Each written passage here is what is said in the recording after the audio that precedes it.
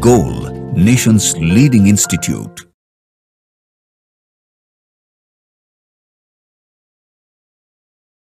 Hello dear students, myself Saurav Kumar, Chemistry Faculty, Goal Institute. Today I am going to discuss Organic Chemistry part of AITS Mean Test 8. इस paper में जो most of the question आए हैं वो aldehyde, ketone and carbonic acid से आए हैं और कुछ क्वेश्चन यहाँ पर alcohol, phenol, ether and halo alkanes, haloarene से आया है। ये ऑर्गेनिक केमिस्ट्री का जो फर्स्ट क्वेश्चन है 53 नंबर, वो एक एल्डोल कंडेंसेशन का है। जब भी आपको एल्डोल कंडेंसेशन का क्वेश्चन पूछा जाता है स्टूडेंट, आपको करना क्या चाहिए वो देखो। इसमें आपको तुरंत दो मॉलिक्यूल ले लेना है और दो मॉलिक्यूल लेकर के जैसे क्वेश्चन में लिखा हुआ है हीट, आप देख सकते हो BaOH का होल टू सेकेंड में हीट आपको लिखा हुआ है, तो दो मॉलिक्यूल आपको लेने चाहिए और एक मॉलिक्यूल से निकालना है C डबल बॉन्ड O का ऑक्सीजन, और दूसरे मॉलिक्यूल से आपको जो निकालने हैं वो दो अल्फा हाइड्रोजन एटम। ओके, तो एक मॉलिक्यूल से निकाल दिया इस तरीके से हम लोग ऑक्सीजन, दूसरे मॉलिक्यूल से निकाल दिया दो अल्फा हाइड्रोजन एटम, और इसमें से वाटर निकालने के बाद, क्योंकि क्वेश्चन में हम लोगों को हीट लिखा हुआ है ना, तो डायरेक्ट दो मॉलिक्यूल लेकर के आपको डिहाइड्रेशन कर देना है और एक मॉलिक्यूल में से दो अल्फा H और एक मॉलिक्यूल में से एक ऑक्सीजन को निकालने के बाद जो बचता है उसको आपस में हम लोगों को कपलिंग कर देना है इस तरीके से कार्बन कार्बन डबल बॉन्ड के साथ। तो C डबल बॉन्ड CH और इसके बाद C double bond O and CH3। Then उसके बाद हम लोगों को करना क्या है, डाइल्यूट सल्फ्यूरिक एसिड। डाइल्यूट मतलब वाटर यहाँ पे बहुत ज्यादा है, तो आपको यहाँ पर एक्चुअल में हाइड्रोलिसिस करना है in the presence of sulphuric acid, जो कि यहाँ पे कैटलिस्ट का काम करेगा। ठीक है, तो आपको करना क्या चाहिए इस प्रकार के क्वेश्चन को सॉल्व करने के लिए, डायरेक्ट आप सोचो इसमें हम लोगों को वाटर को ब्रेक कर देना चाहिए। उतना अगर ऑब्जेक्टिव क्वेश्चन को सॉल्व करने हैं तो ज्यादा लेंथी प्रोसेस में जाने की जरूरत नहीं है। आप देखो इसमें लगा दो डायरेक्ट मार्कोनी-कॉप्स रूल। तो according to Markovnikov's rule negative part को वहां ऐड कर दो जहां पर H का नंबर कम है, यहां पर H नहीं है और यहां पर एक H है। ऐसे भी आप सोच करके देखो ना, ये सल्फ्यूरिक एसिड प्रोटॉन देता है और ये अगर प्रोटॉन को तुम यहां ऐड करोगे तो जो कार्बोकैटायन यहां बनेगा वो मोर स्टेबल होगा, टर्सरी होगा, इस पे दो मिथाइल होगा और C डबल बॉन्ड O जो एक्सेप्टर है उसका डिस्टेंस ज्यादा होगा। लेकिन अगर हम H+ को यहां ऐड करते हैं स्टूडेंट, तो जो कार्बोकैटायन यहां बनेगा उसके बगल में C double bond O acceptor होगा, इसलिए यहां पे कार्बोकैटायन कम स्टेबल होगा, यहां पे कार्बोकैटायन मोर स्टेबल होगा। तो हम लोग क्या करते हैं, डायरेक्ट मार्कोनी-कॉप्स रूल को अप्लाई कर देते हैं। तो मार्कोनी-कॉप्स रूल के मुताबिक डायरेक्ट आपको नेगेटिव पार्ट यहां ऐड करना चाहिए जहां पे H नहीं है या H की संख्या कम है, यहां पे तो है ही नहीं, आपको इस तरीके से ऐड करके और पॉजिटिव पार्ट को वहां ऐड करना चाहिए जहां पे H की संख्या ज्यादा है। डायरेक्ट यहां पर H+ को ऐड कर दो, मतलब एक्सेप्टर से दूर कार्बोकैटायन को बनाना है, ऐसा हम लोगों को करना चाहिए। ओके, और लास्ट में आप देखोगे तो क्या किया गया है, N2H4 यानी कि हाइड्रोजन। तो आप जानते हो इस तरीके से कि हाइड्रोजन के साथ अगर हम लोग स्ट्रॉन्ग बेस के प्रेजेंस में, ये हाइड्रोजन हम लोगों को दिया हुआ है N2H4 और हीट किया गया है स्ट्रॉन्ग बेस के साथ, इसको कहा जाता है एक्चुअल में उल्फ-किश्नर रिडक्शन। और उल्फ-किश्नर रिडक्शन में होता क्या है, जो C डबल बॉन्ड O होते हैं वो कन्वर्ट हो जाते हैं CH2 में।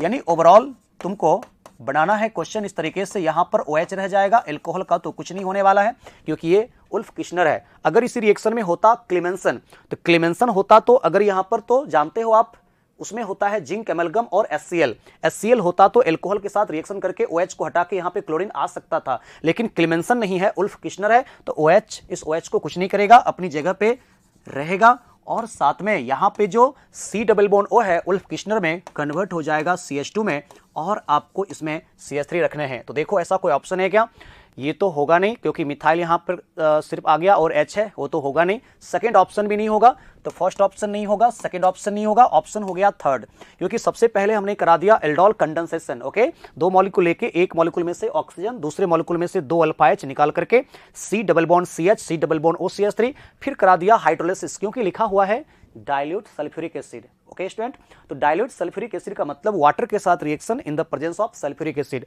पहले सल्फ्यूरिक एसिड H+ यहां देगा, यहां कार्बोकैटायन बनेगा, उसके ऊपर वाटर जाएगा और फिर वाटर से H+ निकाल करके आप यहां OH रख सकते हो या डायरेक्ट लगा दो मार्कोनी-कॉप्स रूल। तो मार्कोनी-कॉप्स रूल के मुताबिक OH माइनस नेगेटिव पार्ट वहां गया जहां H की संख्या कम है, इस तरीके से लगा दिया। और इसके बाद यहां पे जो बना एल्कोहल, उसके बाद हम लोगों ने लगा दिया उल्फ-किश्नर रिडक्शन और C डबल बॉन्ड O को CH2 में कन्वर्ट कर दिया। आंसर इसका थर्ड हो जाएगा। ओके, क्लियर है कॉन्सेप्ट। चलते हैं नेक्स्ट क्वेश्चन की तरफ। जो नेक्स्ट क्वेश्चन हम लोगों को आया है वो है 54 और 54 में कह रहा है match the column 1 with column 2। बहुत ही आसान सा क्वेश्चन है। आप सोच सकते हो ये C6H5 MgBr एक ग्रिग्नार्ड रिएजेंट है। ओके, तो ग्रिग्नार्ड रिएजेंट के साथ रिएक्शन करवाते हैं अगर एल्डिहाइड का, ये है फॉर्मल्डिहाइड। तो ये आपको बेसिक कॉन्सेप्ट आपको पता होनी चाहिए कि फॉर्मल्डिहाइड के साथ जो बनते हैं वो बनते हैं प्राइमरी अल्कोहल। तो देख लो इनमें से प्राइमरी अल्कोहल कौन सा है, क्योंकि जब भी हम लोग ग्रिग्नार्ड रिएजेंट का रिएक्शन करवाते हैं स्टूडेंट फॉर्मल्डिहाइड के साथ, तो फॉर्मल्डिहाइड के साथ बनता है प्राइमरी अल्कोहल, यानी कि ए का यहां पर सेकेंड हो जाएगा, क्योंकि यही एक प्राइमरी अल्कोहल है और कोई है नहीं। अरे सिंपल कॉमन सेंस लगाओ ना।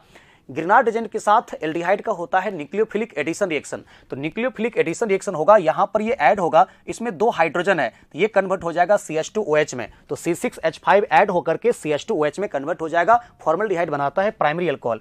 ये क्या है, एसिटल्डिहाइड। तो जानते हो कि फॉर्मल्डिहाइड के अलावा अदर एल्डिहाइड जो बनाता है वो सेकेंडरी अल्कोहल बनाता है। तो सेकेंडरी अल्कोहल कौन सा है, ये अल्कोहल टर्सरी है, क्योंकि इस कार्बन के साथ 2 है मिथाइल और 1 है फिनाइल, तो ये हो गया टर्सरी अल्कोहल, ये हो गया सेकेंडरी अल्कोहल, ये भी हो गया सेकेंडरी अल्कोहल। तो इसके साथ ये है एसिटल्डिहाइड। तो देखो एसिटल्डिहाइड में कितने कार्बन है, 2 कार्बन है, तो 2 कार्बन है यहां पर। तो इसके केस में तुम लोगों को देखना चाहिए कि 2 कार्बन किस सेकेंडरी अल्कोहल में है, जिसके साथ एक फिनाइल भी होना चाहिए। तो देखो एक यहां पर C6H5 ये यहां पर ऐड होगा जा करके, अच्छे से देखो एक नजर में क्वेश्चन बनेगा, तो C6H5 यहां पर ऐड होगा, तो C6H5 को यहां पर ऐड किया गया, और ये जो CH डबल बॉन्ड O है ये कन्वर्ट होगा एल्कोहल में, तो कन्वर्ट हो गया एल्कोहल में, और फिर एक मिथाइल है। इसका मतलब हो गया कि बी का आंसर जो होगा यहां पर थर्ड हो जाएगा, ये सेकेंडरी अल्कोहल। और ये कीटोन है, कीटोन का तुम जानते हो जब न्यूक्लियोफिलिक एडिशन रिएक्शन होता है इसमें, तो वो बनाता है टर्सरी अल्कोहल। तो टर्सरी अल्कोहल कहां है, सिर्फ एक है इसके केस में। बताता हूं मैकेनिज्म, पहले आपको हम यहां पर सिखा रहा हूं, पहले इसको क्विक कैसे फास्ट सॉल्व कर सकते हैं। ये कीटोन है एसीटोन, तो एसीटोन जब भी रिएक्शन करेगा यहां पर ग्रिग्नार्ड रिएजेंट के साथ टर्सरी अल्कोहल बनेगा, टर्सरी अल्कोहल मात्र एक है। उसके बाद यहां देखो 1 2 3 कार्बन है, और ये न्यूक्लियोफिलिक एडिशन रिएक्शन करेगा, तो फॉर्मल्डिहाइड के अलावा अदर एल्डिहाइड जो बनाता है वो सेकेंडरी अल्कोहल बनाता है। तो सेकेंडरी अल्कोहल ये भी है और सेकेंडरी अल्कोहल ये भी है, लेकिन इसमें एसिटल्डिहाइड के साथ रिएक्शन हो रहा था, तो टोटल 2 कार्बन और एक फिनाइल। यहां पर देखोगे तो फिनाइल के अलावा 3 कार्बन एटम, यानी कि इसके केस में डी का आंसर हो जाएगा 4। यानी कि मुझे लग रहा है इसका आंसर ए का 2 होना चाहिए, जो ये तो डायरेक्ट कोई भी बता सकता है, और बी का हो जाना चाहिए 4, सॉरी बी का हो जाना चाहिए 3rd। उसके बाद इसमें आ जाएगा आपको सी का 1 और डी का 4 हो जाएगा। 54 का आंसर यहां पर 4 आना चाहिए। ओके, अब मैं आपको एक मैकेनिज्म बता देता हूं, इसी मैकेनिज्म पे किसी भी आप क्वेश्चन को सॉल्व कर सकते हो आसानी से। जैसे कि देखो स्टूडेंट, सबसे पहले हम लोगों को जो दिया था क्वेश्चन नंबर 1, जैसे ये है फॉर्मल्डिहाइड, इसी कॉन्सेप्ट पे आप किसी भी क्वेश्चन को सॉल्व कर सकते हो। और ये C6H5 MgBr, इसके साथ मैकेनिज्म जो इसके होते हैं वो आपको पता होनी चाहिए, न्यूक्लियोफिलिक एडिशन रिएक्शन। तो न्यूक्लियोफिलिक एडिशन रिएक्शन जब तुम करते हो तो क्या होता है, यहां पर ऐड होता है, ये ओपन हो जाता है, तो C6H5 माइनस ये यहां पर ऐड हुआ, तो इस कार्बन पे 2 हाइड्रोजन है, इसको ओपन कर दिया मैंने, इसको लिख दिया CO minus and MgBr plus, और इसका आप फर्दर कर सकते हो हाइड्रोलिसिस। ओके, तो वाटर का H प्लस O माइनस के साथ आएगा, तो फॉर्मल्डिहाइड के साथ मैंने आपको बताया ना, जब भी कोई ग्रिग्नार्ड एजेंट रिएक्शन करता है तो ये 1 डिग्री एल्कोहल का फॉर्मेशन कर देता है, इसलिए ऑप्शन को देख के मैंने तुरंत टिक कर दिया था कि ए का यहाँ पे सेकंड होने वाला है। ठीक है, लेकिन अगर आपने देखा होगा सेकंड वाले, तो सेकंड वाले में क्या था, एसिटल्डिहाइड। तो इसी तरीके से तुम अगर एसिटल्डिहाइड का रिएक्शन करवाते हो स्टूडेंट C6H5 MgBr के साथ, इसके भी केस में जो मैकेनिज्म होने वाले हैं वो न्यूक्लियोफिलिक एडिशन रिएक्शन होने वाले हैं। और न्यूक्लियोफिलिक एडिशन रिएक्शन जब होगा ना स्टूडेंट, तो इसके केस में ये CH3O माइनस और CH के साथ आकर के ऐड हो रहे हैं C6H5 और O माइनस के साथ MgBr प्लस। फर्दर इसका तुम कर दो हाइड्रोलिसिस, सब में यही मैकेनिज्म होने वाला है। ठीक है, तो फॉर्मल्डिहाइड के अलावा अदर एल्डिहाइड जब भी बनाता है वो सेकेंडरी अल्कोहल का फॉर्मेशन यहां पर करते हैं, और साथ में MgOH, ये सब तो बाहर होगा ही, MgOH-Br। तो हमने कैसे एक नजर में देख के बता दिया था, क्योंकि एसिटल्डिहाइड में 2 कार्बन है और यहां C6H5 ऐड हो गया, तो 2 कार्बन ये काउंट कर लिया और C6H5 बता दिया, इसलिए कहा था बी का 3rd होगा। और एक और था एसीटोन, ये CH3CO का मतलब होता है इस तरीके से एसीटोन। तो अब तुम सोचो खुद दिमाग लगा करके कि अगर यहां पर कोई भी कीटोन रहता है स्टूडेंट, तो कीटोन का जब भी रिएक्शन होगा ग्रिग्नार्ड एजेंट के साथ, मैकेनिज्म तो वही होगा न्यूक्लियोफिलिक एडिशन रिएक्शन, लेकिन यहां पर टर्सरी एल्कोहल का फॉर्मेशन होता है, नहीं? तो इसमें तुम जब ओपन करोगे तो ये O माइनस MgBr प्लस, ऐसा तो सब में हो रहा है कॉमन। एक मिथाइल यहां पर है और एक C6H5 है, आकर के ऐड हुआ। तुम करोगे हाइड्रोलिसिस, तो हाइड्रोलिसिस कैसे करोगे ना, वाटर का H+ इसको ब्रेक कर दिया करो, और वाटर का H+ कहां ऐड होगा, O- के साथ। तो जैसे O- के साथ यहां ऐड होने वाला है तो ये OH और मिथाइल, इसी को ना CH3 का होल 2 लिख दिया है और कुछ नहीं, और सब में यहां पे बाहर हो रहा है MgOH-Br।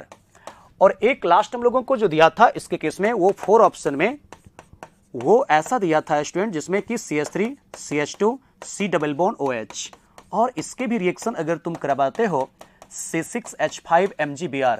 एक एक क्वेश्चन को अच्छे से आप नोट करना कॉपी में, ठीक है, बहुत इंपॉर्टेंट है ये सब क्वेश्चन। अब C6H5 एक न्यूक्लियोफाइल है और सब में न्यूक्लियोफिलिक एडिशन रिएक्शन होंगे, तो फॉर्मल्डिहाइड को छोड़ करके अदर एल्डिहाइड जब भी बनाते हैं तो सेकेंडरी एल्कोहल का ही फॉर्मेशन करते हैं, MgBr प्लस, और यहाँ पे C6H5, और फर्दर इसका तुम क्या कर दो, हाइड्रोलिसिस। तो जैसे तुम हाइड्रोलिसिस करते हो तो एल्डिहाइड का 3 कार्बन वो तो रहेगा ही और OH में कन्वर्ट होता है, और लास्ट में जो फिनाइल है ग्रेनाड एजेंट वाला वो आ जाएगा MgOH-Br। यही तो कॉन्सेप्ट है, और क्या है। इस तरीके से तुम 54 का आंसर यहाँ पे 4 ला सकते हो। देख लो, फॉर्मल्डिहाइड हमेशा ध्यान रखना बनाता है प्राइमरी एल्कोहल, और अदर एल्डिहाइड सेकेंडरी बनाता है, तो काउंट कर लेना 2 कार्बन ये, 1 फिनाइल। यहाँ पर कीटोन है तो ये टर्सरी एल्कोहल बनाता है, और ये 3 कार्बन का एल्डिहाइड है, सेकेंडरी एल्कोहल बनाता है अदर एल्डिहाइड। फॉर्मल्डिहाइड को छोड़ करके अदर एल्डिहाइड हमेशा बनाता है सेकेंडरी एल्कोहल। एक ऐड कर देना, फिनाइल, बात खत्म। कितने आसानी से क्वेश्चन को सॉल्व कर सकते हो बिना देखे हुए, पूरे के पूरे, मतलब सिर्फ ऑप्शन देखो और मैच करा दो, इतना आपको प्रैक्टिस होना चाहिए, ठीक है। अब आते हैं इस पे, देखते हैं ओजोलाइसिस करने के बाद क्या हो सकता है। मैं आपको बता सकता हूं बिना किसी टेंशन का, आपको देख करके घबराना नहीं है पहले कि कितना यहां पे कॉम्प्लिकेटेड है। अरे कुछ नहीं है, देखो है क्या। सबसे पहले इधर देखो, यहां पर ये क्या है, C double bond OH aldehyde है। यहां से नंबरिंग स्टार्ट करो तो 1 2 3 पे हमको क्या आ रहा है, 3 पे हमको आ रहा है ये है ketone C double bond O। ये इधर भी कार्बन है, इधर भी कार्बन है, मतलब ये थर्ड पोजीशन पे जो हमको आना चाहिए ये ऐसा आना चाहिए कि ये कीटोन आना चाहिए। उसके बाद 4 5 6 7, यानी 6 पे भी C डबल बॉन्ड O आना चाहिए, 6 पे C डबल बॉन्ड O आना चाहिए। कौन ऐसा है देखते हैं। तो आप जानते हो कि जब ओजोलाइसिस हम लोग करते हैं तो ऑक्सीडेटिव क्लीवेज होता है ना स्टूडेंट। तो ऑक्सीडेटिव क्लीवेज जब इसका करोगे तो यहां पे एक O डालोगे, यहां एक O डालोगे, तो प्रत्येक कार्बन कार्बन डबल बॉन्ड का क्लीवेज हो जाता है। ये तो ऑप्शन होगा ही नहीं क्योंकि ये 2 डबल बॉन्ड है, पूरा का पूरा 2 पार्ट में डिवाइड हो जाएगा, इसको तो पहले ही हटा दो। इसके बाद जो भी कार्बन कार्बन डबल बॉन्ड दिया हुआ है, चाहे 1 चाहे 2, कार्बन कार्बन के बीच में डबल बॉन्ड, उसको पहले आप यहां पे ऑक्सीडेटिव क्लीवेज कर दो, और इसमें दोनों साइड एक एक डाल दो ऑक्सीजन। इसको जैसे 2 पार्ट में डिवाइड करोगे तो यहां पर बनेगा HC डबल बॉन्ड O, जैसे HC डबल बॉन्ड O है, ठीक है, बन गया HC डबल बॉन्ड O। लेकिन नीचे बढ़ते हो तो क्या मिलता है, ये मान लो एल्डिहाइड का 1, ये 2 एंड 3 पे हमको क्या मिलता है स्टूडेंट, यहां पे 3 पे मिल जाता है मिथाइल, जबकि हमको 3 पे मिलना चाहिए C double bond O methyl. ये क्वेश्चन आंसर नहीं होने वाला है। इसको देखते हैं, ये तो पहले ही नहीं होगा क्योंकि ये यहां से यहां एक पार्ट डिवाइड हो गया और यहां से यहां तक दूसरा पार्ट डिवाइड हो गया, देख सकते हो, जबकि यहां पर पूरा का पूरा एक रखना है। तो ये तो पहले गया काम से क्योंकि यहां पर एल्डिहाइड है, और 1 क्योंकि HC डबल बॉन्ड O है, और ये 2 एंड 3 पे ये भी क्या है एक्चुअल में, ये थर्ड पे जो आ रहा है C डबल बॉन्ड OH, उसको भी यहां पर हम लोग क्या कहते हैं स्टूडेंट, ये एक एल्डिहाइड है, ये ऑप्शन होगा नहीं।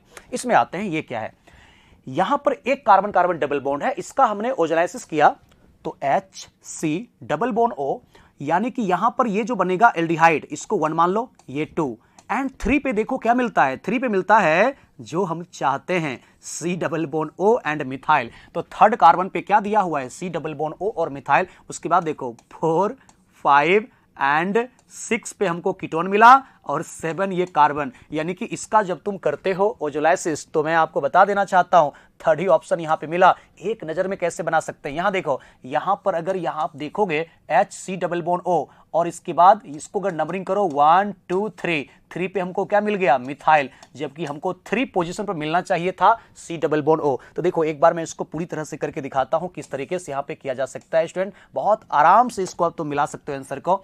जैसे ये दिया हुआ है, इसका ओजोलाइसिस कर दो, तो ओजोलाइसिस करो तो ओपन करो, ओपन करो तो क्या दिखेगा, यहां से लिखो HC double bond O, okay. तो H डबल बॉन्ड O ऊपर कट चुका है, नीचे आ जाओ। तो नीचे आओगे तो यहां पर क्या दिखेगा, CH2, ये नीचे CH2, फिर यहां पे थर्ड कार्बन पे जो है, ये थर्ड कार्बन पे एक्चुअल में CH है, यहां CH है, और CH के नीचे C डबल बॉन्ड O है, और C डबल बॉन्ड O के साथ यहां पर ऐसा मिथाइल है। और फिर ऊपर बढ़ते हैं तो यहां पे क्या मिलता है, CH2, उसके बाद आगे हम लोगों को मिलता है CH2, और फिर ये जो है यहां पर एक ऑक्सीजन डालेंगे, क्योंकि दोनों साइड डालना होता है ऑक्सीजन, तो ये फिर हो गया C डबल बॉन्ड O, और लास्ट में यहां पर ऊपर की तरफ क्या है, मिथाइल। तो देख सकते हो यहां से अगर नंबरिंग स्टार्ट करें तो 1 2 3 पे आ गया कीटोन, 4 5 6 और 7। तो बिना हम लोग यहाँ पे पूरा का पूरा स्ट्रक्चर को ड्रॉ किए हुए बता सकते हैं कि इसको नंबरिंग करके देख लो, थर्ड पे कीटोन आ रहा है, इसके मुताबिक पहले देख लो कि थर्ड पे कीटोन कहाँ आ रहा है, इस पे आ रहा है, और 4 5 6 पे फिर एक बार C डबल बॉन्ड O आना चाहिए, तो 6 पे C डबल बॉन्ड O आया, और लास्ट पे मिथाइल आया। तो देख सकते हो 6 और ये हो गया लास्ट में 7, यानी कि 57 नंबर का आंसर यहां पे आपको थर्ड आ जाएगा। क्या बोलते हो, समझ में आ गया क्या, अच्छे समझ में आ गया, बोलो यस। ओके, आगे चलते हैं नेक्स्ट क्वेश्चन की तरफ। ये हो गया 57 के बाद तो बहुत आसान क्वेश्चन है बाबू। Compare the acidity of given compound as, यहां पे एसिडिक स्ट्रेंथ आपको देखना है, ये दिया हुआ है वाटर। तो आप समझो बातों को, जब ये वाटर एक दिया हुआ है हम लोगों को, एक दिया हुआ है कार्बोक्सिलिक एसिड। जानते हो, एक बार आपको ट्रिक बताता हूं, जिस कंपाउंड के नाम के लास्ट में एसिड लगा हुआ हो, जिस कंपाउंड के नाम के लास्ट में एसिड लगा हुआ रहता है वो एक रियल एसिड होता है, उसका एसिडिक स्ट्रेंथ ज्यादा होता है वैसे कंपाउंड से जिसके नाम के लास्ट में एसिड नहीं लगा हुआ है, जैसे वाटर या फिर फिनॉल, या फिर ये लास्ट में हमको दिया हुआ है इथाइल अल्कोहल। ये सब रियल एसिड थोड़ी ना है, इसके नाम के लास्ट में एसिड लगा हुआ है भी नहीं। इसका मतलब ये तो क्लियर हो गया, सबसे ज्यादा एसिडिक कार्बोक्सिलिक एसिड है, उसके नाम के लास्ट में एसिड लगा हुआ है। अब आते हैं, देखते हैं वाटर का कंजुगेट बेस क्या होता है। वाटर का कंजुगेट बेस होता है OH-। कार्बोक्सिलिक एसिड का जो कंजुगेट बेस होता है ना स्टूडेंट, ये होता है यहां पर O-, ऐसा H+ को निकाल दो, और इसका जो कंजुगेट बेस रेजोनेंस करता है, वो रेजोनेंस करने के बाद बनाता है इक्विवेलेंट कैनोनिकल स्ट्रक्चर। तो ध्यान रखिएगा, ये C डबल बॉन्ड O यहां भी, C डबल बॉन्ड O यहां भी CO-, यहां भी CO-, यहां भी मिथाइल, सब कुछ इक्विवेलेंट है, इसलिए इसको एक्चुअल में कहा जाता है इक्विवेलेंट कैनोनिकल स्ट्रक्चर। ओके, लेकिन अगर आप देखो यहां पर फिनॉल का कंजुगेट बेस ये कम स्टेबल होता है, क्योंकि ये फिनॉक्साइड रेजोनेंस करने के बाद ना स्टूडेंट बनाता है नॉन इक्विवेलेंट कैनोनिकल स्ट्रक्चर। कुछ इस प्रकार से बनेंगे, C डबल बॉन्ड O और यहां पे नेगेटिव चार्ज। तो देखोगे यहां पे है C सिंगल बॉन्ड O-, यहां है C डबल बॉन्ड O, यहां है C डबल बॉन्ड C, यहां है C सिंगल बॉन्ड C-। ये इक्विवेलेंट नहीं है, इसलिए कहोगे फिनॉल का जो कंजुगेट बेस होता है वो कम स्टेबल होता है due to formation of non equivalent canonical structure. और यहां पे जो कंजुगेट बेस बन रहे हैं वो तो बन रहे हैं इथॉक्साइड।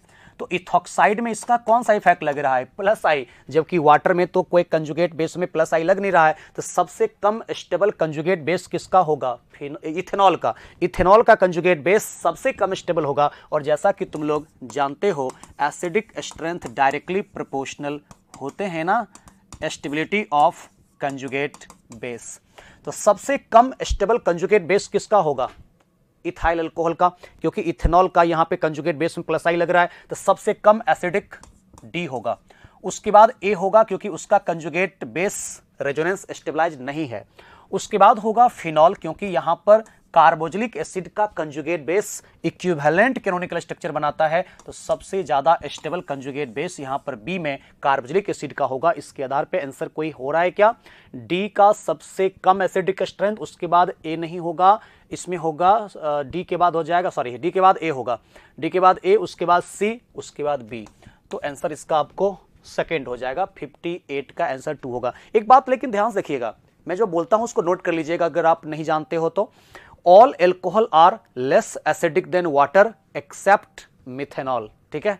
तो मिथाइल एल्कोहल को छोड़ करके जितने भी एल्कोहल है उसका एसिडिक स्ट्रेंथ वाटर से कम होता है, लेकिन अगर मिथाइल एल्कोहल होता है तो pKa के वैल्यू के आधार पे एसिडिक जो स्ट्रेंथ होता है वो इसका पीके के वैल्यू के आधार पे, यानी कि प्रैक्टिकल डेटा से हम लोग ये जानते हैं कि मिथाइल अल्कोहल का एसिडिक स्ट्रेंथ वाटर से ज़्यादा होता है, और मिथाइल अल्कोहल को छोड़ करके जितने भी अल्कोहल होते हैं उसका एसिडिक स्ट्रेंथ वाटर से कम होता है। ठीक है, मात्र एक मिथेनॉल ऐसा है जिसका एसिडिक स्ट्रेंथ वाटर से ज़्यादा होता है। तो अल्कोहल होगा, यहाँ पर इथेनॉल, उसके बाद हो जाएगा वाटर, उसके बाद फिनॉल, सबसे ज़्यादा एसिडिक हो जाएगा कार्बिक एसिड। ओके, नेक्स्ट क्वेश्चन की तरफ हम लोग चलें। क्वेश्चन नंबर 59 देख सकते हो आप। 57 हो गया क्या? 57 तो हो गया हम लोगों का, 54 हो गया, 57 हो गया, उसके बाद 58 हो गया, 58 के आते हैं बाद 59। अरे बहुत आसान क्वेश्चन है। यहां पर सबसे फर्स्ट हम लोगों का जो दिया है HVZ reaction, helm-Hollard-Zelensky reaction. Okay, तो जब भी किसी कार्बोनिक एसिड में अल्फा H एटलीस्ट 1 होता है ना स्टूडेंट, ऐसा क्वेश्चन आपको दिया हुआ रहे तो देख सकते हो ये जो कार्बोनिक एसिड हम लोगों को दिया है उसमें अल्फा H 1 नहीं 3 है। बहुत अच्छी बात है। तो जब भी इस प्रकार से रिएक्शन आपको देता है कि किसी भी कार्बनिक एसिड में एटलीस्ट 1 अल्फा H होता है, उसका रिएक्शन Cl2 या Br2 के साथ देता है in the presence of red phosphorus और फॉलोड बाय हाइड्रोलिसिस। तो करना क्या है, अगर अल्फा H एटलीस्ट 1 है तो उसका होता है हेलोजिनेशन और फॉर्मेशन करता है अल्फा हेलो कार्बोजिलिक एसिड। ओके, तो ये अल्फा पोजीशन पर होता है HVZ रिएक्शन, हेल्म-होलार्ड-जेलेस्की रिएक्शन इसको हम लोग कहते हैं। तो ये पहले अल्फा H को रिप्लेस किया। फर्दर यहां पर इसका KCN के साथ रिएक्शन आपको दिया गया है, तो आपको पता है इसका जो न्यूक्लियोफाइल है CN-, ये एक स्ट्रॉन्ग न्यूक्लियोफाइल है, इस रिप्लेस करेगा क्लोरीन को। तो जैसे क्लोरीन को आप रिप्लेस करते हो तो यही फॉर्मेशन करेगा C�BN, और यहां पे जो कार्बोजिलिक एसिड है वो अपनी जगह पे रहेंगे और बाहर कर देंगे इसके केस में KCl। तो ये CN- क्लोरीन को रिप्लेस करेगा। फर्दर आपने पढ़ाई किया होगा जरूर कि जब भी कभी हम लोग साइनाइड का हाइड्रोलिसिस करते हैं, ये दिया हुआ है बेसिक हाइड्रोलिसिस, कोई बात नहीं, एसिडिक या बेसिक हाइड्रोलिसिस करने के लिए आपको देता है। तो साइनाइड का अगर हाइड्रोलिसिस होता है ना स्टूडेंट, यहां पे फॉर्मेशन करता है कार्बोजिलिक एसिड। ओके, तो ये आपको ऑप्शन कोई मैच कर रहा है क्या? ये तो होगा नहीं, फर्स्ट सेकेंड तो गया काम से। ये तो एमीन में कन्वर्ट कर दिया है, NH2 में कन्वर्ट होगा नहीं। इसका आंसर यहाँ पे होगा 4, यानी कि जब हम लोग साइनाइड का यानी कि नाइट्राइल का करते हैं हाइड्रोलिसिस तो फॉर्मेशन करता है कार्बोजिलिक एसिड। इसी को हम लोग 1 2 3 प्रोपेन 1,3 डाइओइक एसिड हम लोग कह सकते हैं। ओके, 59 4 आंसर हो जाएगा। नेक्स्ट चलते हैं 59 के बाद आते हैं 62। बहुत ही आसान सा क्वेश्चन है ये। ओके, इसमें पूछ रहा है कि which of the following will give possible haloform test. देखो क्या होता है, हेलो फॉर्म टेस्ट कौन दे सकता है। सबसे पहले अल्कोहल की बातें करता हूं। कोई ऐसा अल्कोहल जिसमें कि जिस कार्बन पे OH है, जिस कार्बन पे OH है उस कार्बन पे एटलीस्ट 1 होना चाहिए हाइड्रोजन और एटलीस्ट 1 होना चाहिए मिथाइल, यही देता है हेलो फॉर्म रिएक्शन। बस यही देखना है। तो जिस कार्बन पे अल्कोहल है वहां एटलीस्ट 1 H और 1 मिथाइल होना चाहिए, और एल्डिहाइड कीटोन में क्या होना चाहिए, C∩O के साथ डायरेक्टली अटैच्ड मिथाइल होना चाहिए। तो अगर कहीं पे हम लोगों को एल्डिहाइड कीटोन है तो C∩O वाले कार्बन के साथ डायरेक्टली अटैच्ड मिथाइल होना चाहिए। अल्कोहल अगर है तो जिस कार्बन पे OH है वहां एटलीस्ट 1 H और 1 मिथाइल होना चाहिए। लेकिन कार्बोजिलिक एसिड ये टेस्ट नहीं देता है, ध्यान रखिएगा। हेलो फॉर्म टेस्ट C∩O के साथ मिथाइल होने के बावजूद भी कार्बोजिलिक एसिड नहीं देते हैं, क्योंकि यहां पर ये जो OH है यही हाइड्रोजन ज्यादा एसिडिक हो जाता है, एसिड बेस रिएक्शन होकर के सॉल्ट बना देता है, तो ये अल्फा H के साथ रिएक्शन नहीं कर पाता है, फिर हेलोजिनेशन नहीं हो पाता है। और इसमें देखो ये अल्कोहल देता है, ये मिथेनॉल नहीं देता है, इथेनॉल, ये इथाइल अल्कोहल है। तो होता क्या है ना, मैंने आपको कहा ना जिस कार्बन पे OH है वहां एटलीस्ट 1 H और 1 मिथाइल होना चाहिए। तो जिस कार्बन पे OH है वहां H भी है और मिथाइल भी है। मैंने कहा एटलीस्ट 1, 2 है तो चलेगा, कोई बात नहीं है। जिस कार्बन पे OH है वहां H एटलीस्ट 1 और मिथाइल होना चाहिए, जो कि है। और ये अल्कोहल देखोगे तो जहां OH है वहां हाइड्रोजन तो है लेकिन दोनों साइड इथाइल है, इसलिए नहीं देगा हेलो फॉर्म रिएक्शन। और ये एमाइड है तो एमाइड में भी नहीं होता है। C∩O के साथ मिथाइल होने के बावजूद भी एमाइड में, ईस्टर में, एसिड एनहाइड्राइड में या बीटा डाइकीटोन में, ये सब में नहीं होते हैं। ये अल्कोहल में हो सकता है, कार्बिक एसिड में नहीं हो सकता है। ठीक है, ये बस कंडीशन को आपको ध्यान रखना है। तो 62 का आंसर यहां पे हो जाएगा आपको सेकंड। आगे चलते हैं नेक्स्ट क्वेश्चन की तरफ। 62 के बाद आते हैं 63। Which of the following is correct order of rate of HCN addition to compound. देखो रिएक्शन विथ HCN जो होता है उसका मैकेनिज्म होता है न्यूक्लियोफिलिक एडिशन रिएक्शन। आपने पढ़ा होगा एल्डिहाइड कीटोन वाले चैप्टर में। तो इस बातों को ध्यान रखना है स्टूडेंट कि rate of nucleophilic addition reaction जो होते हैं वो इनवर्सली प्रोपोर्शनल किसके होते हैं, स्टेरिक हिंड्रेंस के होते हैं। ठीक है, बस यही कॉन्सेप्ट आप लोगों को ध्यान रखना है। और HCN के साथ रिएक्शन होता है न्यूक्लियोफिलिक एडिशन रिएक्शन। तो ए में हम लोगों को दिया हुआ है मिथेनल, मिथेनल का मतलब ये फॉर्मल्डिहाइड।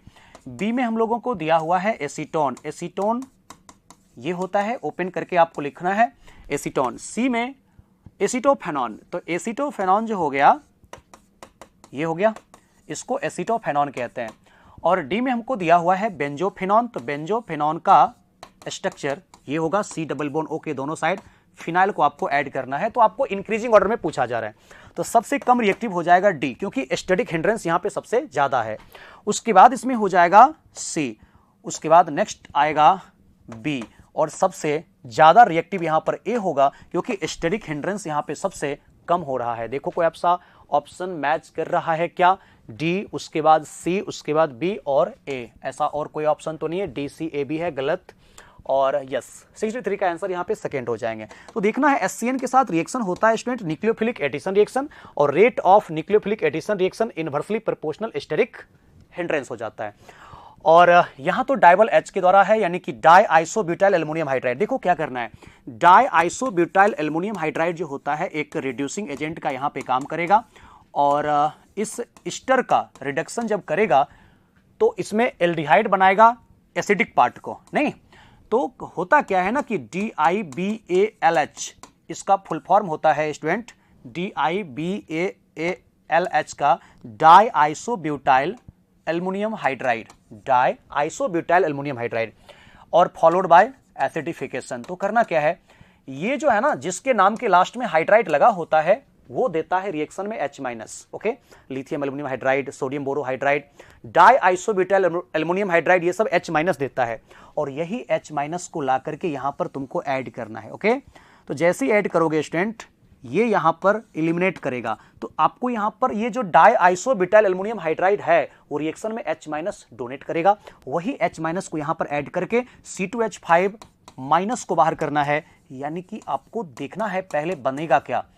इसके केस में जो फॉर्मेशन करेंगे इसको कहेंगे हम लोग प्रोपेनल, और साथ में जो निकला C2H5O- वही C2H5O- का एसिडिफिकेशन हो जाता है। तो एसिडिफिकेशन होगा तो इसका H+O- पिक करेगा, और O- जब पिक करेगा तो बनता है इथेनॉल, यानी एक बन जाएगा प्रोपेनल। देखो कोई ऐसा ऑप्शन है क्या, फर्स्ट ऑप्शन तो गया काम से, एल्कोहल में कन्वर्ट कर दिया है जो कि गलत है। Die isobutyl aluminium hydride Easter को एल्डिहाइड में कन्वर्ट करता है, तो सेकंड ऑप्शन यहां पे हो जाना चाहिए। 64 का आंसर यहां पे 2 हो जाएगा। क्लियर है कॉन्सेप्ट, आगे चलो। नेक्स्ट क्वेश्चन 64 के बाद आते हैं 68। Aldehyde containing alpha H atom usually do not undergo the Cannizzaro reaction. Correct बात है, यूजुअली मतलब सामान्यतः यही होता है। एक एक्सेप्शन होता भी है जो कि अल्फा H होने के बावजूद भी देता है केनिजारो रिएक्शन, वो आइसोब्यूटाइल एल्डिहाइड है, लेकिन यूजुअली कह रहा है। तो यूजुअली यही होता है कि केनिजारो रिएक्शन नहीं देता है, अगर अल्फा H होता है तो बिल्कुल करेक्ट स्टेटमेंट है।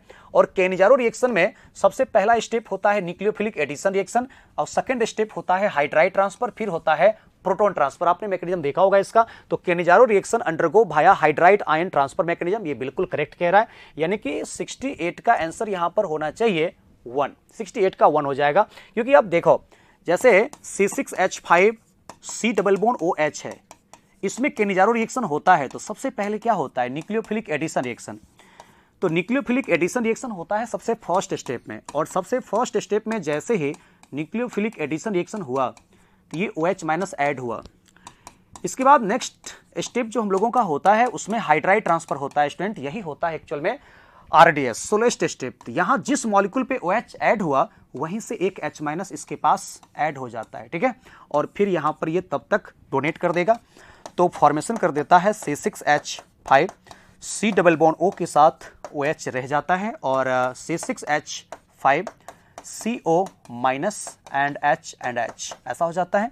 और थर्ड स्टेप में ये जो O- है यही यहां से H+ को पिक कर लेते हैं, तो फॉर्मेशन करते हैं एक salt of carboxylic acid and एक यहाँ पे फॉर्मेशन कर देता है प्राइमरी अल्कोहल। जानते हो कि यहाँ पे डिसप्रोपोर्शनेशन रिएक्शन होता है, मतलब सेल्फ ऑक्सीडेशन एंड रिडक्शन होता है कि डिसप्रोपोर्शनेशन रिएक्शन होता है, यानी एक एल्डिहाइड जिसके पास अल्फा एच नहीं होता है उसका ऑक्सीडेशन होता है और दूसरे मॉलिक्यूल का रिडक्शन हो जाता है। ठीक है, तो वही काम तो किया है। फर्स्ट स्टेप में न्यूक्लियोफिलिक एडिशन किया है, दूसरे स्टेप में हाइड्राइड ट्रांसफर हुआ है, तीसरे स्टेप में प्रोटॉन ट्रांसफर होता है। ठीक है, तो यही जो कह रहा है कि Cannizzaro reaction undergoes via hydride ion transfer mechanism, वो करेक्ट कह रहा है, यानी 68 का आंसर यहां पर बिल्कुल 1 हो जाएगा।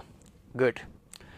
68 के बाद आते हैं identify the compound X and Y as. बहुत ही आसान क्वेश्चन, इससे आसान तो कुछ हो ही नहीं सकता है। देख सकते हो ये जो दिया हुआ है इसको हम लोग कहते क्या है, AgNH3 का होल 2 प्लस जो दिया हुआ है इसको एक्चुअल में कहा जाता है टॉलेंस रिएजेंट।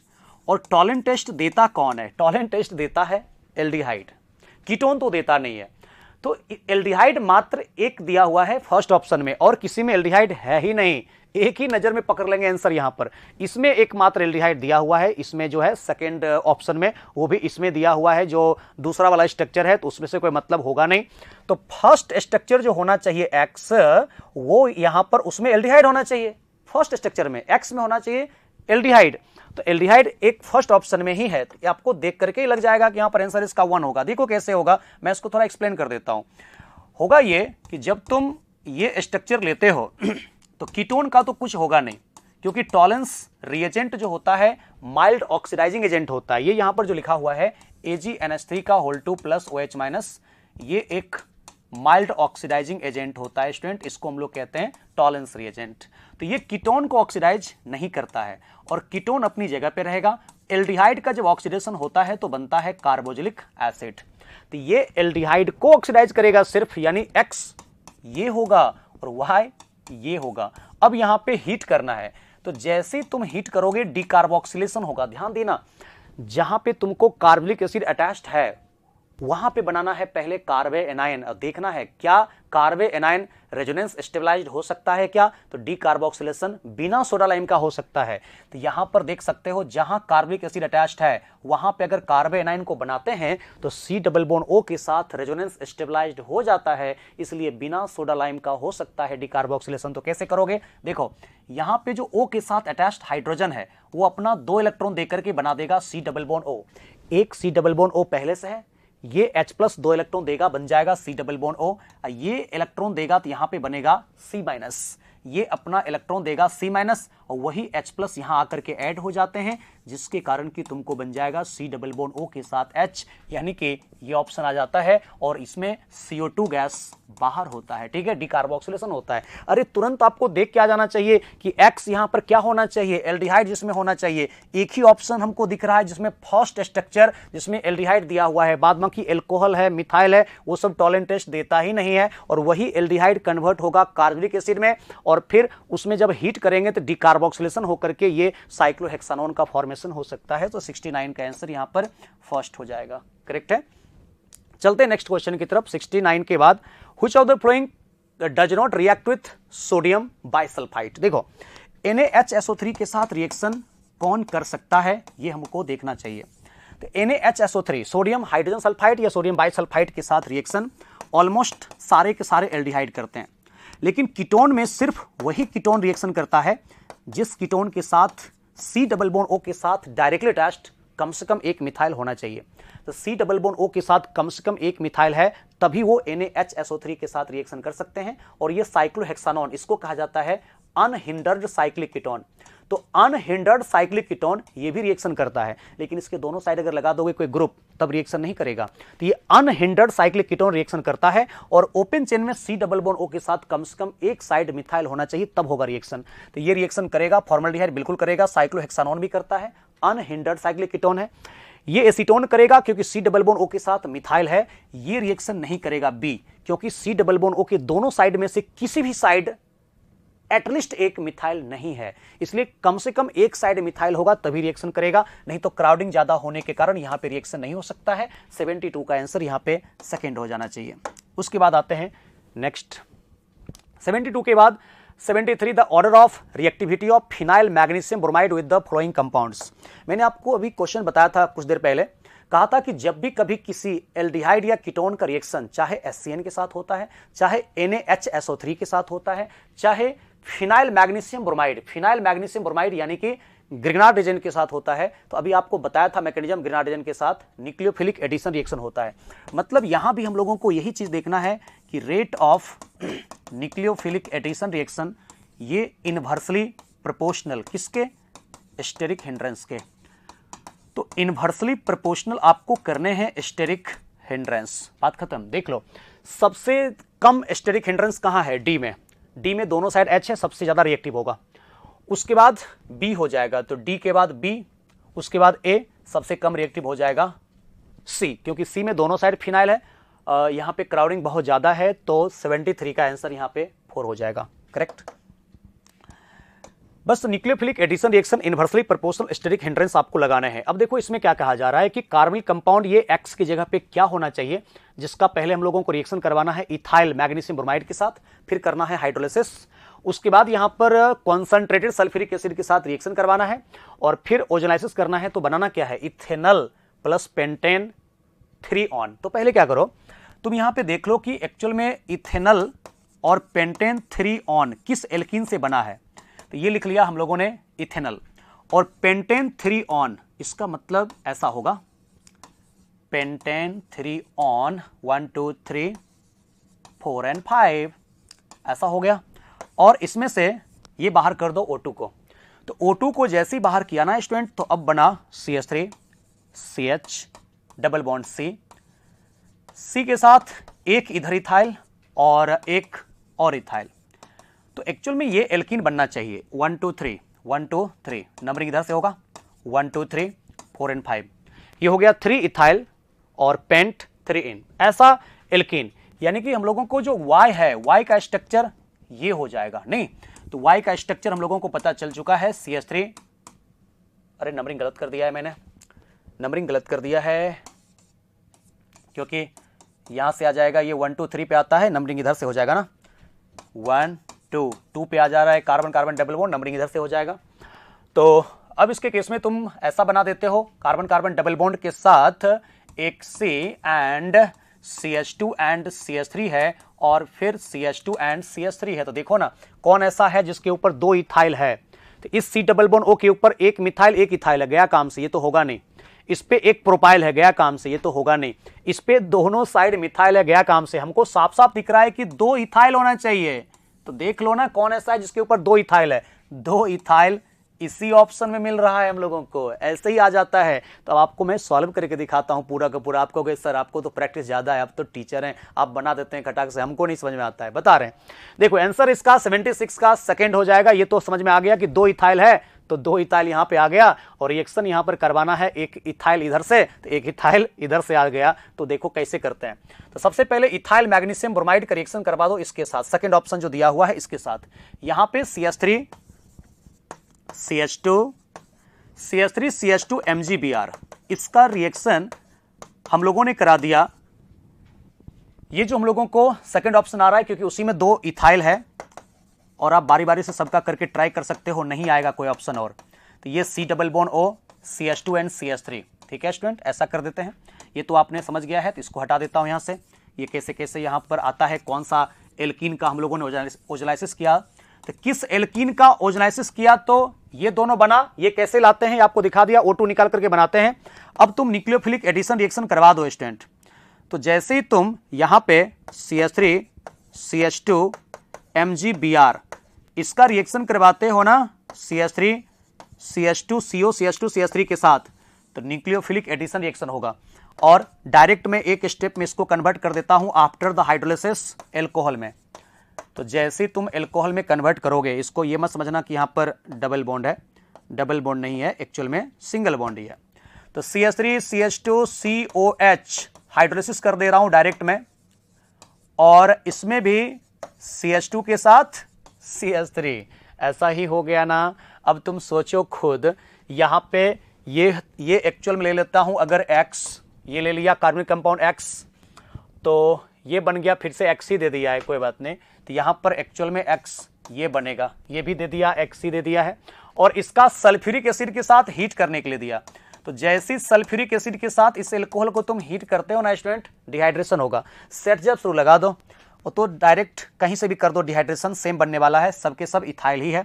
तो कहीं से भी निकालो OH माइनस, बगल में से निकाल दो H प्लस, यानी कि हमको दिखेगा CH3 CH double bond C के साथ CH2 एंड CH3, और फिर यहाँ पे CH2 के साथ CH3। और अगर तुम इसी का ओजोलाइसिस करते हो zinc in the presence of water, तो इसी का ओजोलाइसिस जब तुम करते हो ना, तो एक देख सकते हो ये फॉर्मेशन कर दिया इथेनॉल, और एक फॉर्मेशन किया 1 2 3 4 5, यानी कि एक फॉर्मेशन कर दिया पेंटेन 3 ऑन। बात समझ में आ गया अच्छे तरीके से? तो आगे चलो मैं, तो 76 का आंसर हमको कैसे पता चल गया? यहाँ पर पेंटेन 3 ऑन और इथेनॉल में से O2 को निकाल के पता चल गया कि 2 इथाइल है, तो तुरंत देख लिया कि किस कीटोन में दोनों साइड इथाइल है, वही यहाँ पे आना ही वाला है। इससे आंसर हम लोग निकाल सकते हैं। ठीक है, आते हैं 76 के बाद आते हैं क्वेश्चन नंबर 77। बहुत ही आसान है। The correct increasing order of boiling point is, सबसे पहली बात जानते हो कि सबसे ज्यादा बॉइलिंग पॉइंट यहां पर किसका होगा? एल्कोहल का, क्योंकि एल्कोहल बनाता है इंटरमॉलिक्यूलर H बॉन्ड, और यहां पर एल्डिहाइड वगैरह आपस में H बॉन्ड नहीं बना सकता है, ईथर बना नहीं सकता है। तो सबसे ज्यादा बॉइलिंग पॉइंट होगा एल्कोहल का। कौन सा ऑप्शन है? सेकंड और थर्ड। ये तो क्लियर हो गया कि 1 और 4 ऑप्शन नहीं होगा। तो due to formation of intermolecular H bond सबसे ज्यादा बॉइलिंग पॉइंट एल्कोहल का होगा। उसके बाद सुनो, एल्डिहाइड का बॉइलिंग पॉइंट ज्यादा होता है ईथर से, क्योंकि एल्डिहाइड में sp2 कार्बन और sp2 ऑक्सीजन है, उसका पोलरिटी ज्यादा होता है, जिसके कारण डाइपोल डाइपोल अट्रैक्शन ज्यादा होता है एल्डिहाइड में। तो एल्कोहल के बाद हो जाएगा एल्डिहाइड, उसके बाद हो जाएगा ईथर, और सबसे कम होगा एल्केन का, क्योंकि एल्केन में एक्चुअल में होता क्या है? वैन डर वाल फोर्स ऑफ अट्रैक्शन होता है, इसलिए इसका आंसर यहां पे सेकंड हो जाएगा। तो ध्यान रखना, सबसे ज्यादा एल्कोहल का H बॉन्ड के कारण, उसके बाद डाइपोल डाइपोल अट्रैक्शन स्ट्रांग होता है ज्यादा, क्योंकि यहां पर ज्यादा पोलरिटी होता है sp2 कार्बन और sp2 ऑक्सीजन होने के कारण। तो एल्कोहल के बाद एल्डिहाइड, फिर होगा ईथर, और यहां वैन डर वाल फोर्स ऑफ अट्रैक्शन लगता है, तो सबसे कम बॉइलिंग पॉइंट एल्केन का होगा। ये तो डायरेक्ट एनसीईआरटी में भी दिया हुआ है हम लोगों को, क्वेश्चन के साथ सॉल्यूशन भी। अब आते हैं 78। The number of chiral center generated in all product during monochlorination of 3-methyl pentane is। सबसे पहले आपको बताता हूं 3-methyl pentane कहते किसको है? तो 3-methyl pentane ये हो गया 1 2 3 4 एंड 5। इसका करना है मोनोक्लोरिनेशन। देखो हीट करेंगे, मैकेनिज्म इसका जो होता है वो होता है student FRS, free radical substitution. तुम देखो, ये है 1 डिग्री, ये है 1 डिग्री, और ये है 1 डिग्री, ये है सॉरी ये 2 डिग्री है बीच में, इसको 1 डिग्री क्यों लिखा हमने? ये है 2 डिग्री, ये है 2 डिग्री, तो 1 डिग्री आइडेंटिकल। ये जो है वही ये है, और ये जो है यही ये है, लेकिन ये 3 डिग्री, और यहां पर ये भी है 1 डिग्री, ये तो अलग ही है, इसको अलग मान लेते हैं, ये अलग मान क्या है ही। तो इसमें एक जगह क्लोरिनेशन मान लो यहां कराते हैं, चाहे क्लोरिनेशन यहां करो चाहे क्लोरिनेशन यहां करो, दोनों जगह बराबर है। तो CH3 CH2 CH के साथ CH3, मोनोक्लोरिनेशन एक जगह, इस जगह और इस जगह में यहां करा दिया तो यहां कैंसिल कर दो, एक जगह यहां करा दो तो यहां कैंसिल कर दो, तो बीच में 2 डिग्री पे करा दिया। तो 2 डिग्री पे जब तुमने क्लोरिनेशन कराया तो एक जो प्रोडक्ट बनेगा ना स्टूडेंट, वो ऐसा बनेगा। ओके, और एक क्लोरिनेशन यहां भी हो सकता है, ऊपर में जो CH3 है वो अलग है, डिफरेंट है, वो प्राइमरी अलग है, क्योंकि उसका अटैचमेंट टर्सरी कार्बन से है। तो ये टर्सरी कार्बन से अटैच्ड है, प्राइमरी तो वो डिफरेंट है, तो इसको यहां पर CH2 CH3 रखो। अब देखो कहां पे कायरल सेंटर बन रहा है। देखो स्टूडेंट, जब तुमने यहां क्लोरिनेशन किया तो जहां क्लोरिनेशन किया वहां कायरल सेंटर नहीं बना, लेकिन आपको ऐसा नहीं है कि जहां क्लोरिनेशन हुआ वहीं बनना चाहिए कायरल सेंटर। नो, क्लोरिनेशन जहां हुआ उसके कारण पूरे मॉलिक्यूल में देखा जाता है कि बना क्या।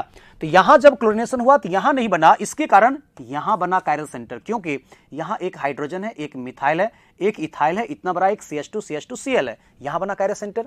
लेकिन जब यहां पर क्लोरिनेशन हुआ तो एक कायरल सेंटर यहां बना, क्लोरीन H मिथाइल, और ये कितना बड़ा ग्रुप, 4 अलग, एक यहां भी बन गया, एक मिथाइल, एक H, एक इथाइल, एक इतना बड़ा ग्रुप। लेकिन जब यहां क्लोरिनेशन हुआ तो कहीं नहीं बना, क्योंकि जहां क्लोरिनेशन हुआ वहां पे तो 2 H आइडेंटिकल, यहां नीचे आते हैं तो वहां भी 2 इथाइल आइडेंटिकल, इसलिए 2 कायरल सेंटर यहां हुआ जब 2 डिग्री पे हुआ क्लोरिनेशन तब, और 1 कार्य सेंटर यहां पर जब क्लोरीनेशन हुआ तो इसके पास में बना। ऐसा नहीं होता है कि जहां क्लोरीनेशन हुआ वहीं पे होना चाहिए कार्य सेंटर।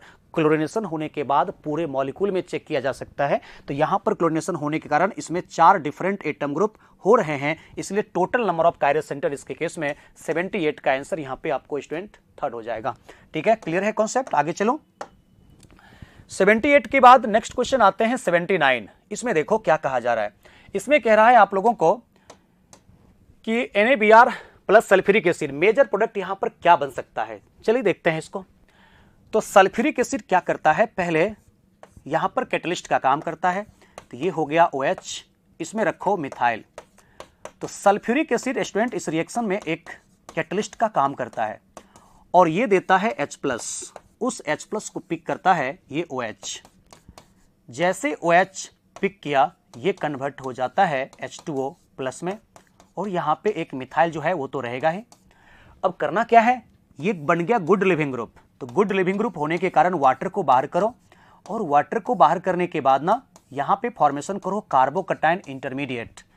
इसके बाद नेक्स्ट स्टेप हम लोगों को ऐसा करना चाहिए 1,2 हाइड्राइड शिफ्ट। वाई, क्यों? क्योंकि इसके केस में एक जहां मिथाइल है वहां पर हाइड्रोजन भी है। तो 1,2 मिथाइल शिफ्ट जैसे करते हो आप तो अब इसमें फॉर्मेशन कर देता है टर्सरी कार्बोकैटायन और यही टर्सरी कार्बोकैटायन होता है स्टूडेंट मोर स्टेबल। अब इस मोर स्टेबल कार्बोकैटायन इंटरमीडिएट के ऊपर जो यहां पर NaBr लिया गया है उसी NaBr का Br- न्यूक्लियोफाइल अटैक करेगा और वही Br- न्यूक्लियोफाइल के अटैक करने के बाद जो मोर स्टेबल कार्बोकैटायन इंटरमीडिएट के ऊपर बना है ये प्रोडक्ट यहां पर मेजर होगा। तो देखो ऐसा कोई ऑप्शन दे रहा है क्या? 79 का आंसर यहां पे 1 हो जाएगा और कोई होगा नहीं। तो पहले सल्फ्यूरिक एसिड H+ दिया, वाटर बना करके कार्बोकैटायन को बनाया, हाइड्राइड शिफ्ट किया, हाइड्राइड शिफ्ट करके लेस स्टेबल कार्बोकैटायन को कन्वर्ट किया पहले मोर स्टेबल कार्बोकैटायन में टर्सरी कार्बोकैटायन और वही more stable carbocation large amount में बनेगा। उसके ऊपर जो NaBr रखा गया है यही न्यूक्लियोफाइल है, इसके ऊपर अटैक करके बना दिया मेजर प्रोडक्ट। बात खत्म। कितना आसान क्वेश्चन होता है, बस तुमको समझना पड़ेगा कॉन्सेप्ट, ऐसे क्वेश्चन नहीं बनता है। Okay sir. 81 aldehyde is more reactive than ketone towards nucleophilic addition reaction. बिल्कुल सही है। तो न्यूक्लियोफिलिक एडिशन रिएक्शन एल्डिहाइड का ज्यादा होता है कीटोन से, क्योंकि एल्डिहाइड में आप देखते हो स्टेरिक हिंड्रेंस कम है, कीटोन में ज्यादा है। दूसरी बात यहां पर प्लस आई एक तरफ से लग रहा है, इसमें दोनों साइड से लग रहा है। तो जानते हो कि होता क्या है, rate of nucleophilic addition reaction एक तो हम लोग कहते हैं इनवर्सली प्रोपोर्शनल जो होते हैं वो स्टेरिक हिंड्रेंस के होते हैं और दूसरा कॉन्सेप्ट यहां पर ये होता है ना डायरेक्टली प्रोपोर्शनल -I-M और इनवर्सली प्रोपोर्शनल +I+M। क्योंकि जैसे जैसे यहां पे +I का मैग्नीट्यूड बढ़ता है इस कार्बोनिल कार्बन का जो इलेक्ट्रोफिलिसिटी है ना स्टूडेंट वो इलेक्ट्रोफिलिसिटी घट जाता है। तो +I बढ़ने के कारण इलेक्ट्रोफिलिसिटी घटता है जिसके कारण न्यूक्लियोफिलिक एडिशन का रेट डिक्रीज कर जाता है। तो लिख रहा है कि aldehyde is more reactive than ketone towards nucleophilic attack. Correct है। रीजन कह रहा है due to less +I effect. Less +I ठीक है, इसमें एक ही +I है, इसमें 2 +I है and less steric hindrance. Less steric hindrance है। Aldehyde is more reactive than ketone. तो both assertion reason are true and reason is the correct explanation of assertion। 81 का आंसर यहां पे 1 होगा। ठीक है, 1 हो जाएगा करेक्ट आंसर इसका, क्योंकि करेक्ट है assertion reason and reason is the correct explanation of assertion। 81 के बाद नेक्स्ट क्वेश्चन आते हैं, arrange the following compound in decreasing order of hydrolysis of SN1 reaction. बहुत ही आसान क्वेश्चन, क्योंकि आप इस क्वेश्चन को पहले भी बहुत बार सॉल्व किए हो। Rate of SN1 directly proportional होते हैं ना स्टेबिलिटी ऑफ कार्बोकैटायन इंटरमीडिएट। इसमें आप ये कर सकते हो। ओके, अब देखो होगा क्या, जहां से Br को हटाओ बनाओ कार्बोकैटायन, यहां से Br को हटाओ बनाओ कार्बोकैटायन, इसमें Br को हटाओ बनाओ कार्बोकैटायन, इसमें Br को हटाओगे बनाओगे कार्बोकैटायन। अब तुम सीखो, यहां पे कुछ नहीं हुआ है, यहां पारा पोजीशन पे कुछ नहीं है, इसके पारा पे एक नाइट्रो है यानी कि -M, इसके पारा पे +I as well as hyperconjugation लगेंगे और इसके पारा पे OCH3 का जो लगेगा वो प्लस एम लगेगा, ठीक है। तो प्लस एम इफेक्ट यहां पे लगेगा OCH3 का। तो सबसे ज्यादा स्टेबल कार्बोकटाइन किसका हुआ? डी का, क्योंकि प्लस एम लग रहा है ना, तो प्लस एम ज्यादा स्टेबलाइज करता है कार्बोकटाइन का, तो डी हो जाएगा मोर स्टेबल कार्बोकटाइन। उसके बाद हो जाएगा सी का प्लस आई और हाइपर कंजुगेशन, उसके बाद ए का, और सबसे कम स्टेबल कार्बोकटाइन बी का, क्योंकि यहां पर माइनस एम और माइनस आई है। कोई ऐसा ऑप्शन मैच कर रहा है क्या? डी सी ए बी, यानी कि 82 का आंसर यहां पर हो जाएगा second, D C A B, 82 का 2 हो जाएगा। क्लियर? उसके बाद देखो नेक्स्ट क्वेश्चन आते हैं, the correct stability order of carbanions. और बहुत अच्छे से आप लोग जानते हो इस बातों को, स्टेबिलिटी ऑफ कार्बे एनायन, क्योंकि निगेटिव चार्ज, कोई भी चार्ज कंपाउंड के लिए बैड होता है, तो निगेटिव चार्ज का मतलब एक्सेस इलेक्ट्रॉन, वहां पे उसको घटाना चाहिए। तो stability of carbanion directly proportional minus I minus M, inversely proportional plus I plus M. तो आपको यहां पे सब जगह माइनस आई लेना चाहिए, ठीक है। कंजुगेशन कहीं पे है नहीं, तो कंजुगेशन कहीं पे है नहीं, तो माइनस आई सब जगह आपको लेना चाहिए, सब जगह माइनस आई, और लेकिन यहां पे लगेगा इसका प्लस आई। और माइनस आई का मैग्नीट्यूड आपको पता है, इस NH3 प्लस का ज्यादा होगा किससे? NO2 से, ठीक है। पॉजिटिव चार्ज है, ज्यादा इसका माइनस आई का मैग्नीट्यूड। उसके बाद होगा NH2 का, इसलिए सबसे ज्यादा स्टेबल कार्बे एनाइन यहां पर बी होगा, और बी के बाद ए होगा, और ए के बाद सी होगा, और डी में प्लस आई लग रहा है, तो सबसे कम स्टेबल कार्बे एनाइन होने वाला है। 83 का आंसर यहां पे बी होगा। बात क्लियर हो गया? पॉजिटिव चार्ज है तो माइनस आई का मैग्नीट्यूड यहां पे सबसे ज्यादा होते हैं, ठीक है। अब देखो नेक्स्ट क्वेश्चन चलते हैं, which of the following can undergo the aldol condensation reaction. अरे एल्डोल कंडेंसेशन कहां होता है? जिसके पास एटलीस्ट 1 अल्फा हाइड्रोजन एटम होते हैं। तो देखते हैं साइक्लोहेक्सानोन में हो सकता है क्या? बिल्कुल हो सकता है, क्योंकि साइक्लोहेक्सानोन में अल्फा एच का नंबर यहां पर कितना है? इसमें देखोगे तो अल्फा एच का नंबर 4 है, तो इसमें बिल्कुल हो सकता है।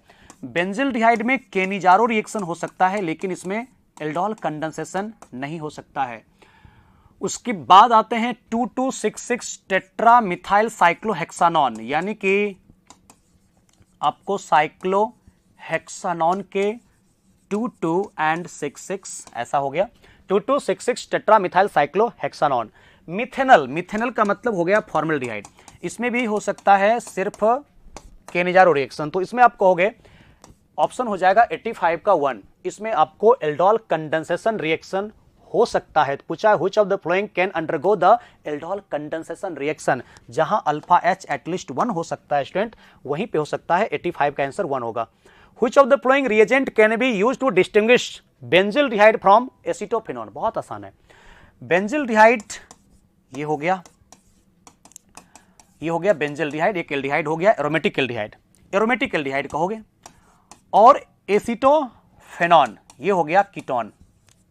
अब देखो टॉलन टेस्ट बिल्कुल हो सकता है, क्योंकि टॉलन टेस्ट एलिफैटिक और एरोमेटिक दोनों प्रकार का एल्डिहाइड देता है यहां पे टॉलन टेस्ट। तो टॉलन टेस्ट ये एल्डिहाइड देगा और ये कीटोन नहीं देगा, जिसके कारण ये होगा 2,4 डाइनाइट्रोफिनाइल हाइड्रोजन के साथ, यानी 2,4 DNP के साथ दोनों रिएक्शन कर लेता है, एल्डिहाइड भी कीटोन भी। तो 2,4 DNP टेस्ट दोनों दे सकता है, तो ये डिस्टिंग्विश नहीं हो सकता है। तो डिस्टिंग्विश करने के लिए एक रिएक्शन करना चाहिए, एक रिएक्शन नहीं करना चाहिए, जबकि यहां पे 2,4 DNP है, तो 2,4 डाइनाइट्रोफिनाइल हाइड्रोजन 2,4 DNP के साथ दोनों रिएक्शन कर लेता है।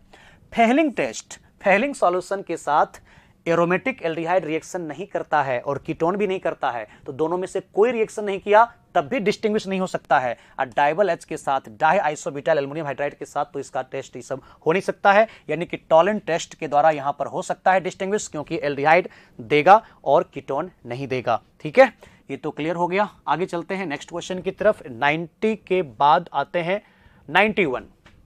देखो आसान सा क्वेश्चन है यहां पर। 91 हो गया प्रोपेन नाइट्राइल। तो प्रोपेन नाइट्राइल का मतलब ये हो गया इथाइल साइनाइड, और इसका जो रिएक्शन करवाना है ना स्टूडेंट, C6H5 Mg Br+। तो क्या करोगे, Mg प्लस C6H5 माइनस, यहां पर भी सबसे पहले तुम न्यूक्लियोफिलिक एडिशन रिएक्शन कराओगे, ये यहां अटैक करेगा, ये ओपन होगा, तो क्या होने वाला है, CH3 CH2 C double bond N, और इसमें ऐड करोगे C6H5 N- Mg Br+। Plus, इसका हाइड्रोलिसिस कर दो। ठीक है, तो जब हाइड्रोलिसिस करोगे इसका शॉर्टकट ट्रिक मैं बताता हूं आप लोगों को कैसे होता है। देखो, जितना C और N के बीच में बॉन्ड है उतना वाटर मॉलिक्यूल ले लो। ठीक है, तो वाटर मॉलिक्यूल लेकर के, जितना C और N के बीच में बॉन्ड है उतना वाटर मॉलिक्यूल लेकर के आपको करना क्या है, जो लेस इलेक्ट्रोनेगेटिव कार्बन है उसके ऊपर OH माइनस का एडिशन करना है।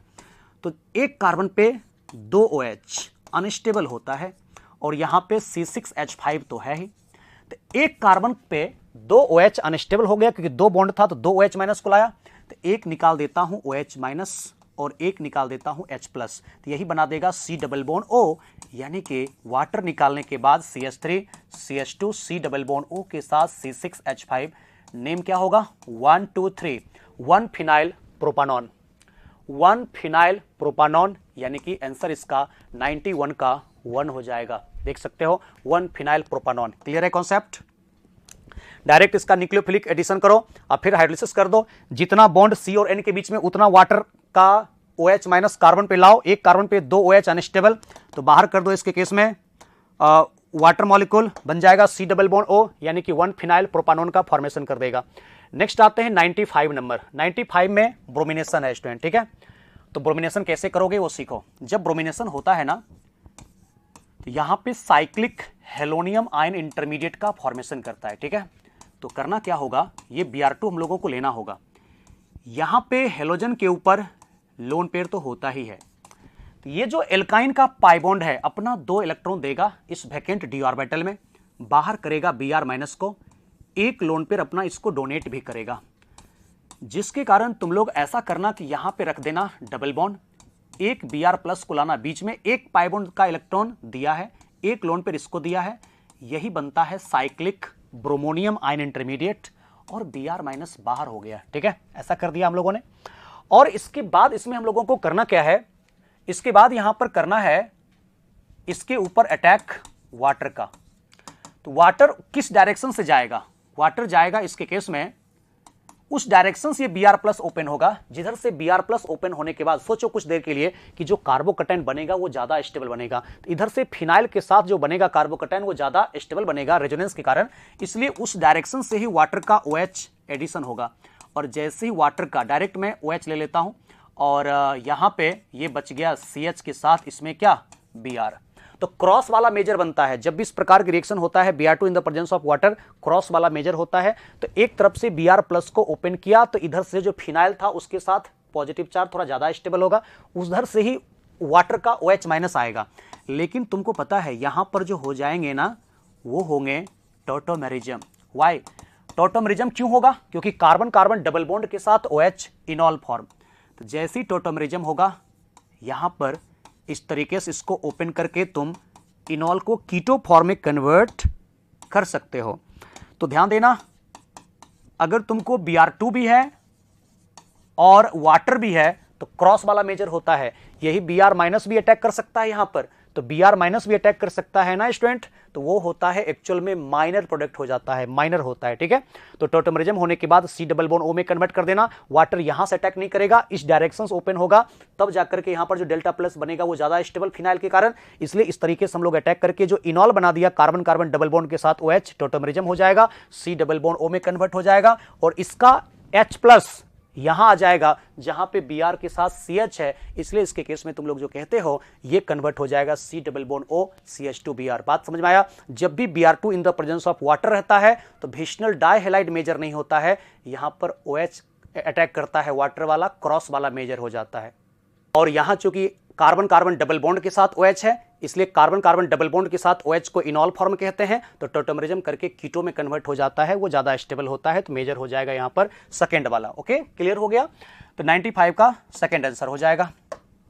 एक आते हैं लास्ट क्वेश्चन हम लोगों का है 97, ये तो बहुत आसान है।